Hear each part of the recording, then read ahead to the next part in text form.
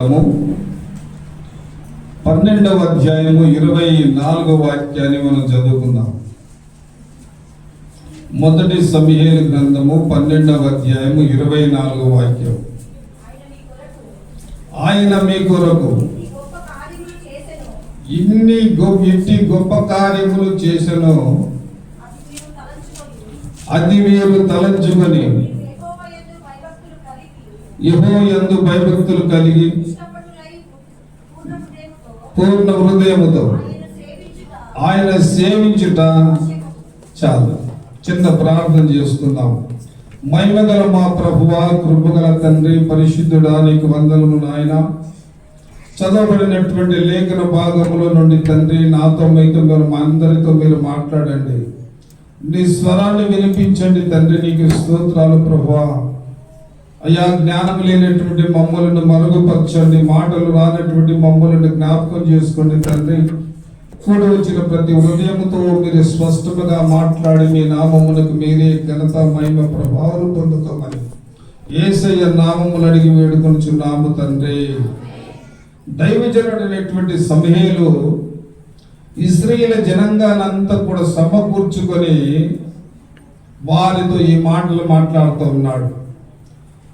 దేవుడు మీకు ఎంత గొప్ప, పూర్వీకులు అయినటువంటి మీ పూర్వీకులతో దేవుడు చేసిన కార్యాలు ఎటువంటియో మీకు తెలుసా? ఐగుప్తు దేశంలో బానిసత్వముగా ఉంటున్నప్పుడు ఆయన విడిపించాడు. ఎర్ర సముద్రములో పాయలు చేశాడు, ఆరణ్యాలు నడిపించాడు.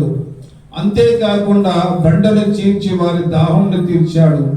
మార్గమంతా పగలు మేఘల స్తంభమై రాత్రి అగ్నిస్తంభముగా నడిపించాడు. ఆకాశమును మన్నాను కురిపించాడు. ఈ రీతిగా ఎన్నో అద్భుతాలు చేసి వారిని నడిపించినటువంటి దేవాది దేవుడు. అట్టి దేవుణ్ణి మీరు సేవించాలని చెప్పి ఆయన జ్ఞాపకం చేస్తూ ఉన్నాడు. ఎలా సేవించాలంట? పూర్ణ హృదయముతో ఆయనను సేవించడం మంచిది. మీ కొరకు ఆయన ఎన్నో గొప్ప కార్యాలు చేసెను, వాటిని మీరు జ్ఞాపకం చేసుకున్నాడు అని చెప్పి ఆయన తెలియజేస్తూ ఉన్నాడు. నా ప్రియమైనటువంటి ప్రియ దేవుని సంగమా, దేవుని బిడ్డలారా, అనేక సంవత్సరాలుగా దేవుని మందిరానికి వస్తున్నాము కానీ దేవుని ఎలా సేవించాలనో మనకు తెలియడం లేదు.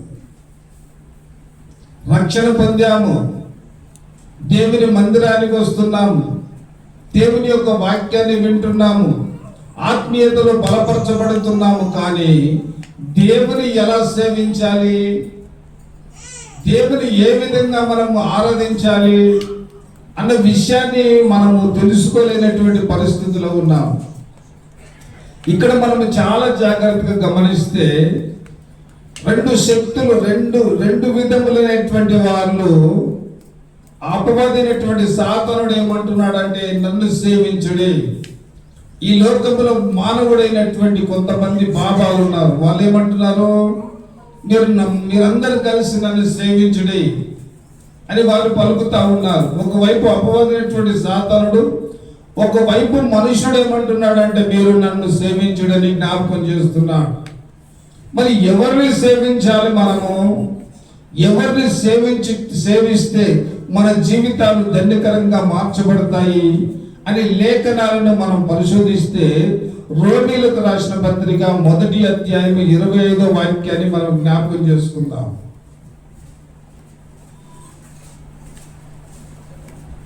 రోమీయులకు రాసిన పత్రిక 1వ అధ్యాయం 25వ వాక్యం. అట్టివారు దేవుని సత్యమును సృష్టికర్తకు ప్రతిగా ఏం చేస్తున్నారట? సృష్టికర్తను మర్చిపోయి సృష్టిని పూజిస్తున్న జనులను మనం చూస్తున్నాము. సృష్టిని కలగజేసినటువంటి దేవుణ్ణి మర్చిపోయారు. సృష్టిని ఆరాధిస్తున్నట్లుగా మనం చూస్తున్నాం. లూకా సువార్త 16వ అధ్యాయము 13వ వచనాన్ని జ్ఞాపకం చేసుకున్నట్లయితే,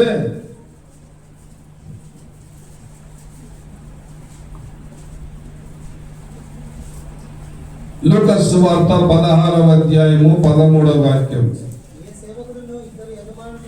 చూడండి, ఏ సేవకుడును ఇద్దరు యజమానులకు దాసులుగా ఉండనేరరు. ఒకడు ద్వేషించి ఒకడు ప్రేమించును. కాబట్టి ఉంటే ఎవరికి దాసులు ఉండాలా? ఒక మనిషి ఉంటే దేవునికి దాసులుగా ఉండు, లేకుంటే లోకానికి దాసులుగా ఉండు. ఇటు లోకానికి దాసులుగా ఉంటూ దేవునికి దాసులుగా ఉండటం పనికిరావు. ఇద్దరు యజమానులకు ఒకడు దాసులుగా ఉండలేరు. సృష్టికర్తనటువంటి దేవుడు నీకు కావాలన్నా, దేవుడు సృజించినటువంటి సృష్టి నీకు కావాలన్నా నీవే తెలుసుకో. నిన్ను పరీక్ష చేసుకో, ఎవరు నీ జీవితంలో నీకు కావాలి? సృష్టిని కలగజేసిన వాడా, లేకుంటే సృష్టి నీకు కావాలనా? కాబట్టి దేవుని బిడ్డలమైనటువంటి మనము యేసుని సేవించాలి. ఎవరిని సేవించాలి చెప్పండి అమ్మా? యేసుని సేవించాలి. యేసుని సేవిస్తే కలిగే ఆశీర్వాదాలు 4 ఉన్నాయి. ఎవరిని సేవిస్తే? యేసయ్యను మాత్రమే నువ్వు సేవిస్తే నీ బ్రతుకులో, నీ జీవితంలో, నీ కుటుంబంలో కలిగే ఆశీర్వాదాలు 4 ఉన్నాయి. మొట్టమొదటిది, మొదటి సమూయేలు గ్రంథము 7వ అధ్యాయము 3వ వాక్యం చదువుదాం.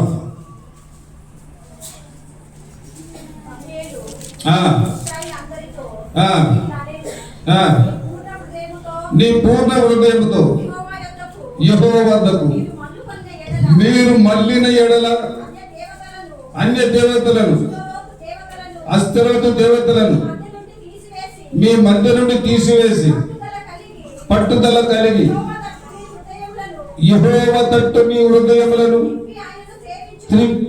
తిప్పి ఆయనను సేవించిన ఎడల అప్పుడు ఆయన ఎవరి చేతుల నుండి? ఫిలిష్తీయులు ఎవరు? ఇశ్రాయేలుకు శత్రువులు. శత్రువుల చేతిలో నుండి ఆయన మిమ్మల్ని విడిపిస్తారు. ఇశ్రాయేలుకు ఎవరు శత్రువులు అంటే ఫిలిష్తీయులు శత్రువులు. దేవుని వైపు తిరిగి దేవుని సేవిస్తే దేవుడు ఏం చేస్తాడంట?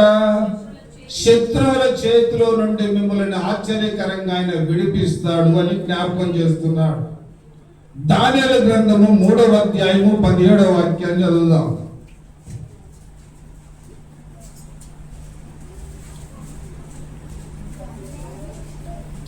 దానియేలు గ్రంథము 3వ అధ్యాయము 17వ వాక్యం. మేము సేవించుచున్న దేవుడు మమ్మలను తప్పించి రక్షించుటకు సమర్థుడు.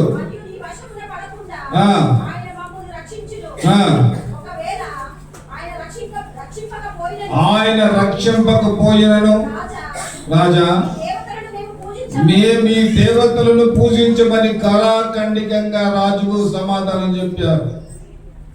ఈ అగ్నిగుండములో నుండి, సింహము పోలు నుండి మమ్మల్ని రక్షించుటకు ఆయన సమర్థుడగినటువంటి వాడు. ఒకవేళ ఆయన మమ్మల్ని రక్షించకపోయినా పర్వాలేదు, మేము మాత్రం మీ ప్రతిమలకు నమస్కరించి మేము ఆరాధించమని జ్ఞాపకం చేశారు. దేవునికి స్తోత్రం చెప్పండి. ఉంటే ఎలా ఉండాలి? దానియేలు వలె ఉండాలి. ఎలా ఉండాలి చెప్పండి మా? మనమంతా కూడా ఎలా ఉండాలంటే దానియేలు, యేసును తప్ప లోకములో ఎవరిని కూడా ఆరాధించము. ఎప్పటిదాకా? తుది శ్వాస పోయేంత వరకు, ఈ లోకాన్ని విడిచేంత వరకు. ఎన్ని శ్రమలు, బాధలు, ఇరుకులు, ఇబ్బందులు మా జీవితములో కలిగి మమ్మలను తరుముతూ ఉన్నా యేసును మేము విడిచిపెట్టము. యేసును మేము సేవిస్తాము. దేవునికి స్తోత్రం చెప్పండి. యోబు గ్రంథము 36వ అధ్యాయము 11వ వాక్యం.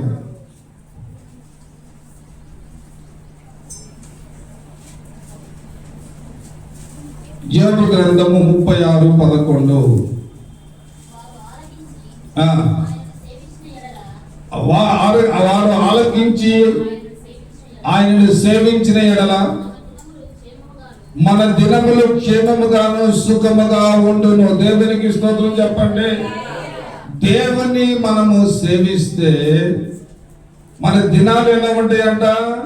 క్షేమముగాను సుఖముగాను ఉంటాయి. ఒకటి, శత్రువుల చేతి నుండి ఆయన విడిపిస్తాడు. రెండోది మనకు క్షేమముగాను సుఖముగా ఉంటాము. యోహాను సువార్త 12వ అధ్యాయము 26వ వాక్యం.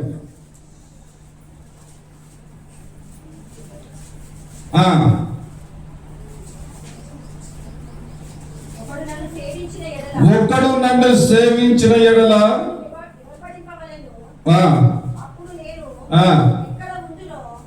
ఒకడు నన్ను సేవించిన ఎడల ఘనపరచబడును. ఏం చేయబడతాడంట? అతడు ఒక్కడు మనల్ని ఆ దేవుని మనల్ని సేవిస్తే ఈ లోకములో దేవుడు మనల్ని ఏం చేస్తాడంటే ఘనపరుస్తాడు. మొట్టమొదటిగా గమనించండి, దేవుని మనము సేవిస్తే ఆయన శత్రువుల చేతి నుండి విడిపిస్తాడు. దేవుని మనము సేవిస్తే క్షేమముగాను సుఖముగాను మనల్ని ఉంచుతాడు. మూడవదిగా జ్ఞాపకం చేసుకుంటే, దేవుని కనుక మనం సేవిస్తే ఆయన మనల్ని కనపరుస్తాడు. నాలుగవ విషయాన్ని జ్ఞాపకం చేసుకుందాం. నిర్గమకాండము 23వ అధ్యాయము 25వ వాక్యాన్ని చదువుదాం.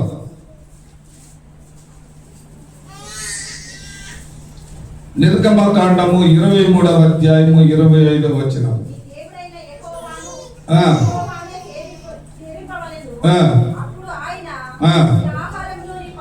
నీ ఆహారమును పానీయమును దీవించును. దేవునికి స్తోత్రం చెప్పండి. నువ్వు తినే ఆహారాన్ని, త్రాగే నీళ్లను ఆయన దీవిస్తాడు. ఏం చేస్తాడటమ్మా? దేవుని గనక నువ్వు సేవిస్తే నువ్వు తినే ఆహారాన్ని, నువ్వు త్రాగే పానీయాన్ని, నీటిని ఆయన దీవిస్తాడు. అప్పుడు నీకు ఏ జబ్బులు రావు. ఆ ఆహారము బలమైనటువంటి ఆహారముగా మార్పు చెందుతుంది. దేవునికి స్తోత్రం చెప్పండి. చెప్పండి గట్టిగా హల్లెలూయా. కనుక దేవుని సేవించాలి. ఎలా సేవించాలి? ప్రభు అయిన యేసుక్రీస్తును సొంత రక్షకుడుగా అంగీకరింపబడక మునుపు కొంతమంది స్నేహితులము కలిసి ప్రతి శనివారం హనుమాన్ల గుడికి వెళ్ళేవారు. అక్కడ వెళ్ళి ఎలా సేవించాలో తెలియదు. మాకు 5వ క్లాస్ నుండి ఒక సార్ ఉండే, బాలకృష్ణ ఆయన పేరు. ఆయన ఒక మంత్రాన్ని నేర్పించాడు. హనుమాన్ల గుడికి వెళితే ఈ మంత్రాన్ని పఠించి 104 సార్లు ఈ మంత్రానికి మీరు పఠించి ఆ తర్వాత ప్రదక్షిణ చేస్తే ఆయన మీకు తోడుంటాడు, మీకు మంచి జరుగుతుందని చెప్పేవాడు. సరేనని చెప్పేసి అక్కడికి వెళ్ళి మేము ఏం చేసేవాళ్ళం అంటే, ఆదిత్యాయచ సోమాయచ మంగళాయచ గురు శుక్ర శని దృష్ట్య రావికేతవే నమః అని ఒక మంత్రాలు చదివాము. ఎన్నిసార్లు చదవాలా? 104 సార్లు చదవాలి. అప్పటికి అగరబత్తి అయిపోద్ది. పోయేటప్పుడు మేము ఏం చేయాలా? సొంటి పొడి, చక్కెర పొడి తీసుకొని వెళ్ళాలి. ఈ రెండు కలుపుకొని ఈ మంత్రాన్ని ఉచ్చరించిన తర్వాత ఆ పొడిని మేము నోట్లో వేసుకొని వచ్చేటప్పుడు చీమలు కనబడి చీమలకి వేసి రావాలి. ఆ రాత్రి పండుకుంటే మేము మా ఆత్మ గాలిలో తేలిపోయేది. విమానము ఫ్లైట్స్ ఎట్లా ఏ విధంగా ఆకాశంలో పోతున్నాయో మేము కూడా అలా పోయేది. మా ఆత్మలన్నీ కూడా ఎంతోమంది పట్టుకోవడానికి వచ్చేవారు. ఆ నామములు ఉచ్చరించగానే మేము కూడా గాలిలో తేలిపోయినట్టుండేది. అరే నిజంగా అని చెప్పి నిష్ఠగా ఏం చేసేవారు అంటే, తల వంచకుండా కళ్ళు మూసుకొని ఎదురుగా నిలబడి అలాగా ఆ విధంగా నిష్ఠకు వచ్చే వారి స్నేహితులకు అందరూ చెప్పాను, ఈ రకంగా చేయండి, ఈ రకంగా చేస్తే మనకేమవుతుంది? దేవుడు నిజంగా మనతో మాట్లాడతాడు, మనతో ఉంటాడు అని వాళ్ళకు నేర్పించేవాడిని. ఒక దినం ముందు ఏమైపోయిందంటే, కొంతమంది మాంత్రికులు చేతబడి చేస్తా ఉన్నారు. చేతబడి చేస్తా ఉంటే ఆ చేతబడి ఏమేమి తీసుకొచ్చి ఎక్కడ పెట్టి ఏమేమి చేస్తున్నారో నాకు రాత్రి కలలో మంచి కనబడతా ఉంది. ఎవరెవరు చేస్తా ఉన్నారు, ఏమి సంగతి, అవి దృశ్యాలన్నీ కూడా నాకు కనబడుతున్నాయి. తెల్లారలేసి మా ఇంటి పక్కకు మా బంధువురాలు ఉంది, ఒక ఆమె అత్తమ్మ అని పిలుస్తాం. ఆమెని ఆమెకు చెప్పాను, అత్తమ్మ ఇట్లా సంగతి ఇట్లా ఉందంటే, ఎక్కడ ఏమి జరుగుతుందో ఏమో, ఎవరికి ఏం చేస్తున్నారో ఏమో అని చెప్పేది. అయితే ఒకసారి ఏం చేశాడంటే, ఈ పాములోడు ఏం చేశాడంటే, మనిషిని బుట్టలో కూర్చోబెట్టి బట్ట కప్పి ఆ తర్వాత ఏం చేసేవాడంటే ఆ దాంట్లో నుండి కుందేలు పిల్లలు బయటకు తీసేవాడు. మనిషి కనిపించేవాడు కాదు. నా కంటికి మాత్రం మనిషి అందులోనే ఉన్నాడు, వీడు కుందేలు పిల్లను ఆయన తీస్తా ఉన్నట్లుగా నాకు అనిపించేది. వాడు నా దగ్గరకు వచ్చి అనేవాడు, पेट में नहीं मारना भाई, पेट में मारना मारो, कम से कम यहाँ से निकल जाओ, चल जाओ అని చెప్పేసి అనేవాడు. నేను అనుకునేవాడిని, అందరిని ఎలగొట్టదు నన్ను ఎందుకు ఎలగొడుతున్నాడు? అప్పుడు నాకు అర్థమైంది, ఏదో ఒక శక్తి ఏదో ఒకటి నన్ను వెంబడిస్తుంది కనుక నన్ను ఉండనిస్తలేడు వీడు, ఈయన ఆటలు సాగుతలేవు అని చెప్పేసి అనుకునేవాడిని. ఎప్పుడైతే ప్రభువైన యేసుక్రీస్తును సొంత రక్షకుడుగా నేను అంగీకరించి దేవుడిని తెలుసుకున్నానో ఆ తర్వాత ఇవన్నీ కూడా నన్ను చాలా కాలం వరకు నన్ను బాధ పెట్టాయి, ఎన్నో రకాలుగా బాధ పెట్టాయి. ఎందుకంటే విడిచిపెట్టేస్తున్నాం కదా, విడిచిపెట్టి వాటికి దూరంగా ఉండే మా నాన్న కూడా ఏం చేసేవాడు అంటే మంత్రాలు చేసేవాడు. ఆ మంత్రాలు చేస్తుంటే ఆ మంత్రాలు చేసినప్పుడు పట్టు వేసేవారు. ఆ పట్టులో ఏం చేసేవారు అంటే తమలపాకులు, తర్వాత ఒక్కలు, పప్పు ధాన్యాలు, చిల్లర డబ్బులు పెట్టేవాళ్ళు. ఆ చిల్లర డబ్బులు ఎత్తుకొని పోవడానికి నేను అక్కడ కావాలి వేసుకుని ఉండేవాడిని. ఇవన్నీ చేసి చిన్న పిల్లలు, పాలు తాగే పిల్లలు కూడా ఒక గంటలో మంచిగా అయిపోయేవారు. ఆ రీతిగా మా కుటుంబము కొంతకాలం నడుస్తూ వచ్చింది. ఎప్పుడైతే ప్రభువును నమ్మినామో ప్రభువు ఆ బంధకాల నుండి మమ్మల్ని విడిపించాడు.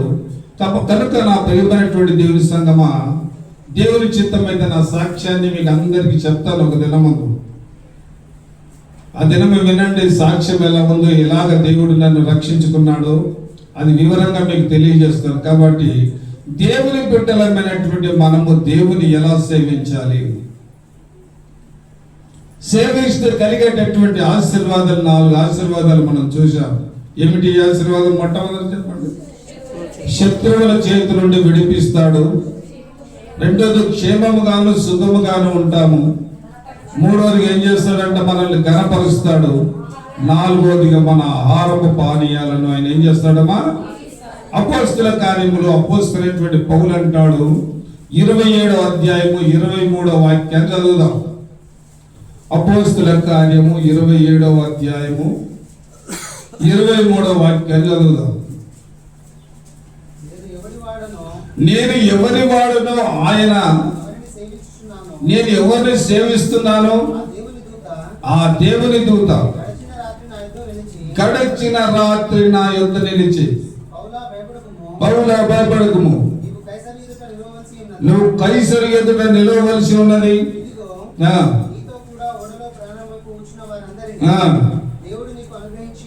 చాలు. నేను ఎవరి వాడునో, ఎవరిని నేను సేవిస్తున్నానో అని ఆయన జ్ఞాపకం చేస్తున్నాడు.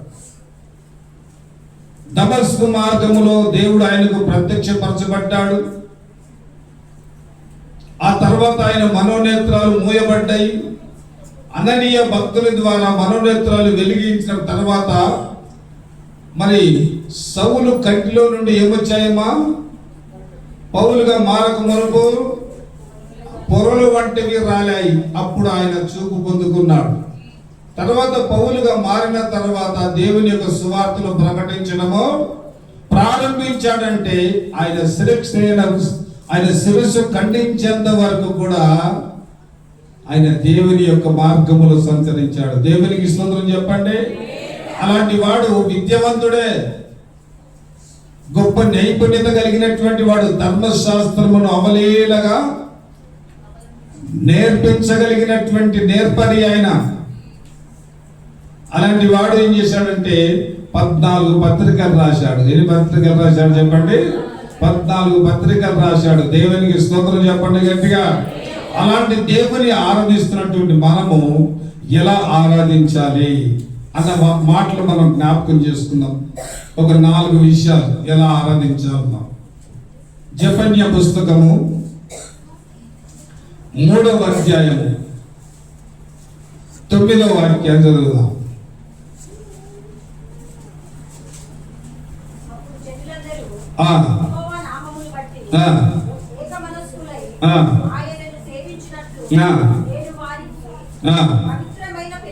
పవిత్రమైన పెదవులతో సేవించాలి. దేవునికి స్తోత్రం చెప్పండి. ఏ పెదవులు కావాలి మనకు?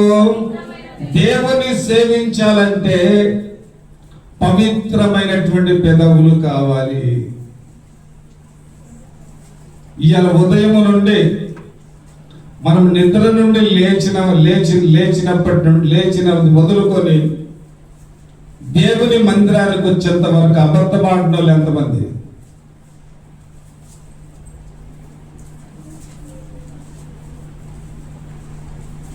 ఇంట్లోనే ఉన్నాము, తిండి దగ్గరను, మాట్లాడుకునే దగ్గరను, పిల్లల విషయంలో కావచ్చు, పెద్దవారి విషయంలో కావచ్చు, ఏం చేస్తాము? ఏదో ఒకటి మనము మాట్లాడుతూ ఉంటాము. కానీ పరిశుద్ధుడైనటువంటి దేవుని ఆరాధించే విషయానికి వచ్చినప్పుడు ఆయన అంటాడు, పవిత్రమైనటువంటి పెదవులతో ఆయనను సేవించాలి. ఎలా సేవించాలి? పవిత్రమైనటువంటి పెదవులతో. ఒక మాట మీకు జ్ఞాపకం చేస్తాను, గమనించండి. మనం ఎలా ఉచ్చరిస్తున్నాము, ఎలా ప్రార్థన చేస్తున్నాము అని మనల్ని మనం పరిశీలన చేసుకుంటే, ఇద్దరు యవ్వనస్తులు కొత్తగా రక్షణ పొందారు. ఆ రక్షణ పొందినటువంటి భార్య భర్త ఇద్దరు అందరూ ప్రార్థన చేస్తున్నారు. మేము కూడా ప్రార్థన చేయాలని చెప్పి అని అనుకున్నారు. ఈ రోజు నుండి భర్త భార్య మేమిద్దరం మోకరించి దేవుని సన్నిధిలో ప్రార్థన చేయాలని తీర్మానం చేసుకొని ఇంటికి వెళ్ళారు. రాత్రి కాల సమయం ముందు భర్త మోకరించాడు, నేను ప్రార్థన చేస్తాను, తర్వాత నువ్వు కూడా ప్రార్థన చేయమని భార్యకి చెప్పాడు. భర్త ప్రార్థిస్తున్నాడు, పరలోకమందున్న మా తండ్రి, పరలోకమందున్న మా తండ్రి, ఆమేన్ అన్నాడు.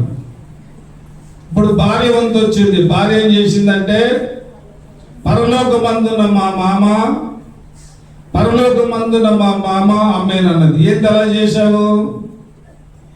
నేను పరలోకమందున్న తండ్రిని వేడుకున్నాను, నువ్వేంటి అలా చేసినావు అంటే, అప్పుడు భార్య అన్నది, నీ తండ్రి నాకేమవుతాడు?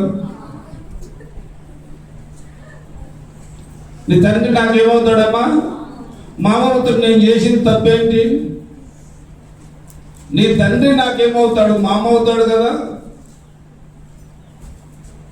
అలాంటి ప్రార్థన కాదు, అలాంటి స్తుతి కాదు, అలాంటి స్తోత్రాలు కాదు. పవిత్రమైనటువంటి పెదవులు కలిగి ఆయనను మనము సేవించాలి. 2 తిమోతేయులకు రాసిన పత్రిక 1వ అధ్యాయము 4వ వాక్యాన్ని మనం చదివితే చాలా శ్రేష్టమైనటువంటి మాట చెప్తున్నాడు. చూద్దాం.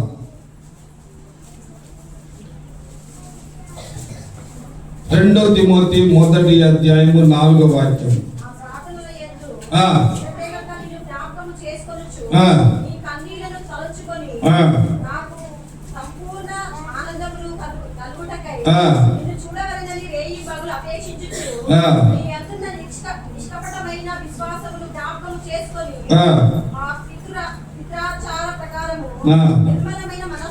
నిర్మలమైన మంచు మనస్సాక్షితో సేవించాలి. ఎలా సేవించాలా? నిర్మలమైన మంచి మనస్సాక్షి. ఒకటి పవిత్రమైనటువంటి పెదవులతో మనం ఏం చేయాలంటే దేవుని సేవించాలి. మన మనసు ఎలా ఉండాలంటే నిర్మలమైనటువంటి మంచి మనసు కలిగి దేవుని సేవించాలి. మనసు ఒక చోట, శరీరం ఒక చోట. మనం ఈయన్నే కూర్చుంటామో మన మనసు అమెరికాకు పోతుంది. ఏమ్మా ఎందుకు పోయినావు అంటే ట్రంప్ను చూడడానికి పోయాను. ఏమ్మా ఎక్కడున్నావు? ఇప్పుడే అమెరికాకు పోయి వచ్చినట్టుంది మనసు. నువ్వు దేవుని సన్నిధిలో కూర్చున్న తర్వాత నీ మనసు ఎక్కడ ఉండాలా? నీవు ఎక్కడున్నావో నీ మనసు కూడా అక్కడనే ఉండాలి. అదే అంటాడు మంచి మనస్సాక్షి. ప్రవక్త అయినటువంటి యెషయా అంటాడు 6వ అధ్యాయం 5వ వాక్యము మనం చదివితే,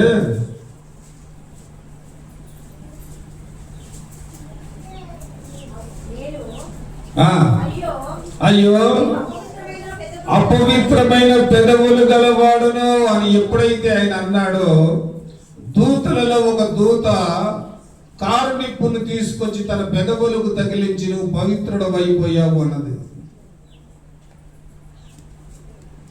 ఆయన మహిమ దేవాలయము చుట్టూ ఆవరింపజేశాడు. అక్కడ కెరూబులు ఉన్నారు, దేవుని దూతలు. వారికి ఎన్ని రెక్కలు ఉన్నాయి? 6 రెక్కలు ఉన్నాయి. రెండుతో ముఖం కప్పుకున్నారు. రెండుతో ఏం చేస్తున్నారు? ఎగురుతూ ఉన్నారు. రెండుతో తన కాళ్ళలో కప్పుకున్నారు. దేవుని స్తుతిస్తూ ఉన్నారు. దేవుని సన్నిధికి వచ్చిన తర్వాత కూడా మనల్ని మనము కనబరుచుకోవడానికి కాదు ఇక్కడికి వచ్చింది. మనల్ని మనం హెచ్చించుకోవడానికి కాదు ఇక్కడికి వచ్చింది. మనల్ని చూసి మెప్పుల కొరకు కాదు మనం వచ్చేది. ఆయన అంటాడు, అయ్యో నేను అపవిత్రమైనటువంటి పెదవులు గలవాడను, నేను స్తుతించుటకు నేను సేవించుటకు నేను యోగ్యుడను కాను అన్నాడు. ఆ అపవిత్రమైనటువంటి పెదవులు దేని చేత కాల్చబడ్డాయి? దేవుని యొక్క వాక్యము చేత కాల్చబడ్డాయి. పరిశుద్ధాత్మ చేత పెదవులు కాల్చబడ్డాయి. దేవునికి స్తోత్రం చెప్పండి గట్టిగా. కాబట్టి అపవిత్రమైనటువంటి పెదవులతో ఏ మనసు కావాలి మనకు? నిర్మలమైన మంచి మనస్సాక్షితో దేవుని మనం సేవించాలి. రెండవ విషయాన్ని జ్ఞాపకం చేసుకున్నాం. అపోస్తుల కార్యములు 20వ అధ్యాయము 19వ వాక్యాన్ని చదువుదాం.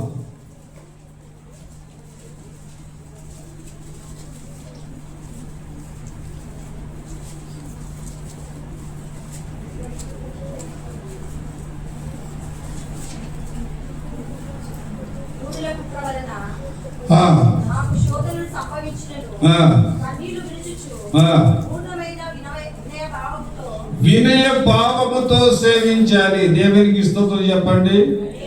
మన జీవితంలో మనం ఏముండాలంటే వినయ భావముతో దేవుని సన్నిధానానికి వచ్చిన తర్వాత మనల్ని మనం తగ్గించుకొని దేవుని సేవించాలి. నానా విధములైనటువంటి శ్రమలు సంభవిస్తాయి, బాధలు వస్తాయి, ఇరుకులుంటాయి, ఇబ్బందులుంటాయి, అనారోగ్యం ఉంటుంది, ఎన్నో రకాలైనటువంటి ఆటుపోటలు మన జీవితంలో మనకు ఎదురవుతూ ఉంటాయి. అవి కలిగినప్పుడు దేవుని యొక్క సన్నిధానములో వినయ భావముతో మనం ఏం చేయాలంట? దేవుని సేవించాలి. లూకా సువార్త 15వ అధ్యాయము 28వ వాక్యాన్ని చదువుదాం.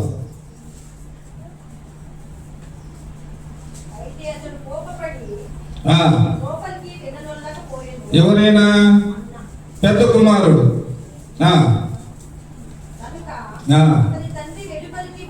అతని తండ్రి వెలుపలికి వచ్చి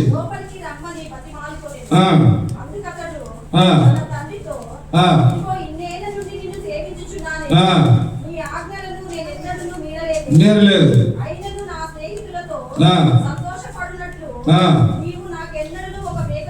ఇవ్వలేదు.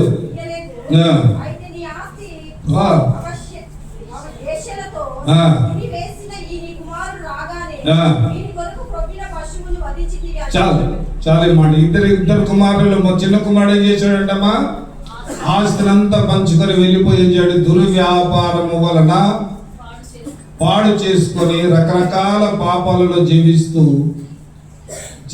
ఉన్నటువంటి సమయంలో ఆయన తీసుకుని పోయినటువంటి ఆస్తి అంతా కూడా అయిపోయింది. ఆ ప్రాంతానికి కరువు వచ్చింది. పందులు తినే పొట్టు తినవలసినటువంటి పరిస్థితులు వచ్చినప్పుడు తండ్రి గుర్తుకొచ్చాడు. ఇది ఇలా ఉండగా పెద్ద కుమారుడు అన్నాడు, కుమారుడా పెద్ద కుమారుడా, నువ్వు వెళ్ళి పొలములో పని చేయమన్నాడు. పొలములో పని చేయమంటే ఏం చేశాడు? వెళ్తానన్నా వెళ్ళనన్నాడా? ఏమన్నాడమ్మా? నేను వెళ్ళను అన్నాడు. అతను చిన్న కుమారుడు చెప్తే నేను వెళ్తానన్నాడు, కానీ చిన్న కుమారుడు వెళ్ళాల. నేను వెళ్ళను అని చెప్పినటువంటి పెద్ద కుమారుడు ఏం చేశాడంటే వెళ్ళి చూసేలోట పొలంలో పని చేస్తూ ఉన్నాడు. దేవునికి స్తోత్రం చెప్పండి. తండ్రి మాటను సేవించి ఏం చేస్తున్నాడంటే తండ్రిని మాటకు ఆయన వినయమును కనబర్చాడు. దేవునికి స్తోత్రం చెప్పండి. ఈయన వెళ్తానని చెప్పి ఇంట్లో పండుకుని నిద్రపోయాడు చిన్న కుమారుడు. నేను వెళ్ళను చెప్పినటువంటి పెద్ద కుమారుడు ఏం చేశాడంటే మనసు మార్చుకొని వెళ్ళి పొలంలో పనిచేస్తున్నాడు. ఎవరు వినయం కనబర్చారు? దేవుని బిడ్డలమైనటువంటి మనము కూడా దేవుని యొక్క సన్నిధానములో వినయ భావముతో మనం ఏం చేయాలంటే దేవుని సేవించాలి. ఎలా సేవించాలి చెప్పండి? వినయ భావముతో దేవుని సేవించాలి. రోమీయులకు రాసిన పత్రిక 1వ అధ్యాయము 10వ వాక్యం.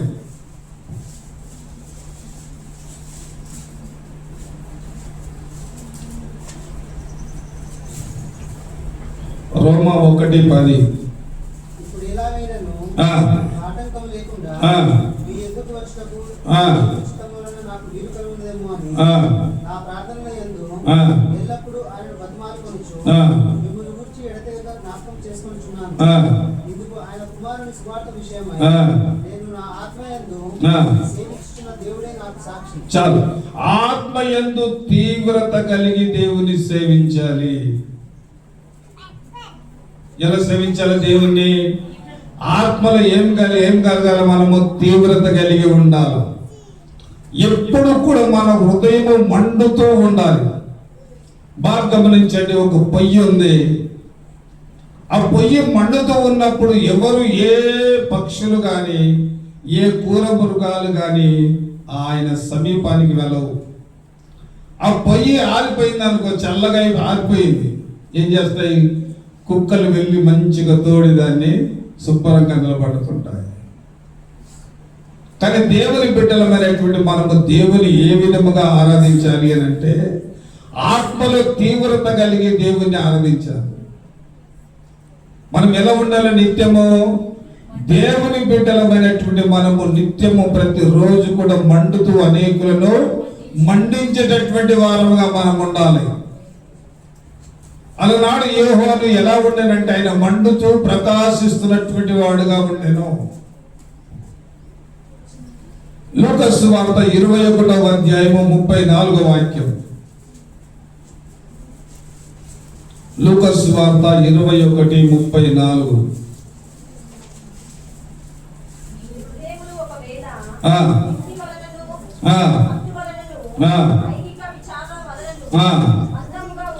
మాంద్యులు కాక తిండి వలన ఒకవేళ, మత్తు వల్ల ఒకవేళ మీ హృదయాలు మాంద్యంగా ఉన్నాయా, వాటిని సరి చేసుకొని ఆత్మయందు తీవ్రత గలవారుగా దేవుని సేవించుడి. చెప్పండి గట్టిగా హల్లెలూయా. ఎలా సేవించాలి దేవుణ్ణి? ఆత్మయందు తీవ్రత గలవారుగా మనము దేవుని సేవించాలి. 4వ విషయాన్ని యెహోషువ గ్రంథము 22వ అధ్యాయము 5వ వాక్యము.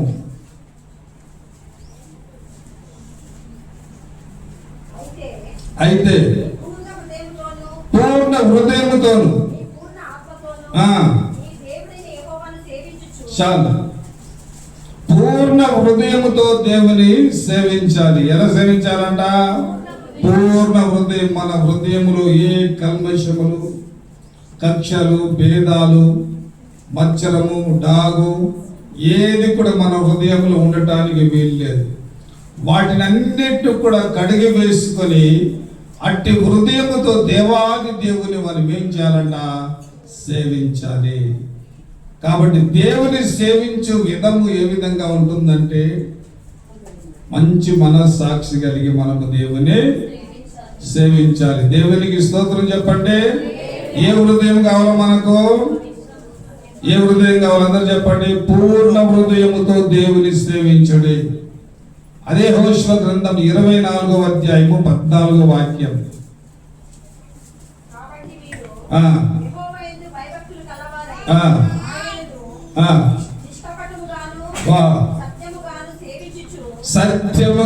సత్యముగా దేవుని సేవించండి.